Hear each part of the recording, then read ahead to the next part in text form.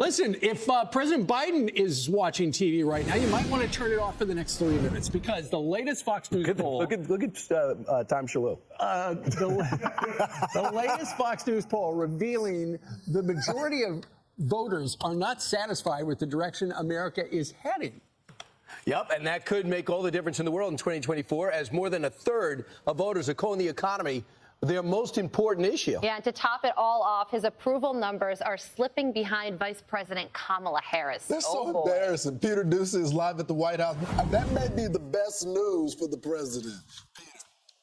And we keep hearing from people here at the Biden White House, they think the economy has improved because they compare it to when they took over, peak COVID. But this new Fox News poll shows just 14% are saying that they feel helped by President Biden's economic policies. 46% in the Fox poll say those policies have hurt them. And that's got 78% of those surveyed by Fox saying the economy is in bad shape. The pollsters could only find 21% who say that economic conditions are positive right now. The White House needs that number to improve in an election year, but 44% are guessing the economy is going to get worse in 2024. 22% believe it'll get better. Who's ultimately getting the blame for this? The top of the Democratic ticket, according to Monmouth University, President Biden's 34% approval rating is a tick lower than Vice President Harris's 35%. The average American is not really benefiting economically. People are really sad about what things are going on. Because of that, the Biden administration is in trouble. The prices were through the roof, and when I sat down and looked at what they're telling me, inflation was 6%, 8%, 10%. I roughly say for me it was about 35%. Seeing a tuition increase at my university of 10% in the past 3 years has been really hard, on top of growing food prices and gas prices. Again, especially New York City has definitely been a challenge. And I know this firsthand. Anytime the President Biden is confronted with these bad poll numbers in public, he says that we're looking at the wrong polls. But there is no cherry picking here. The trend for him is negative. Back to you.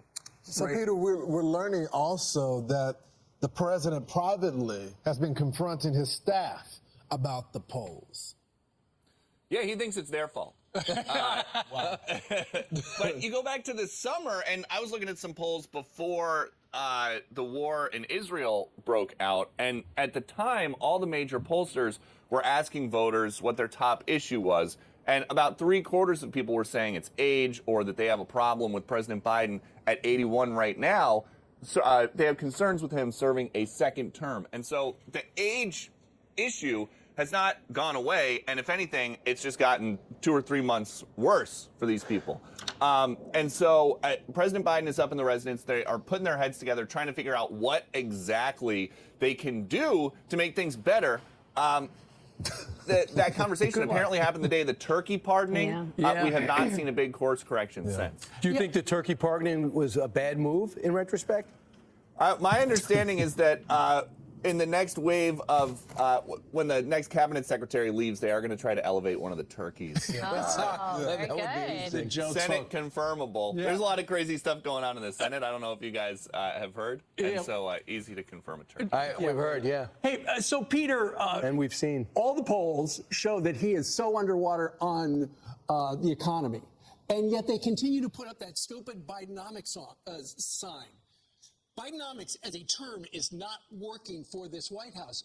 When are they going to have a course correction and fire some people and just say, you know what, we brought in some new blood, take a look, and now look at this, Joe will get a makeover?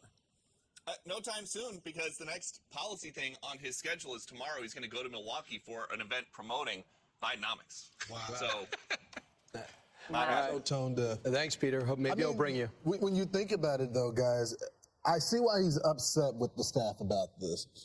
Yeah. They've been driving this White House agenda from the very beginning. So the president's doing whatever the staff says. I mean, it's widely reported that this is more of a staff-driven White House. Mm-hmm.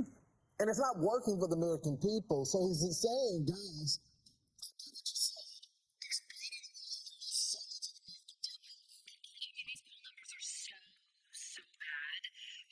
And I read that the Biden administration was ditching the Bidenomics phrase because it was viewed as tone deaf and out of touch. Right. So maybe they'll start to pick a new phrase so that people can forget Bidenomics. But even among Democrats, it says all voters dissatisfied with how things are going in the U.S. All voters, 68% are dissatisfied. 47% of Democrats as well.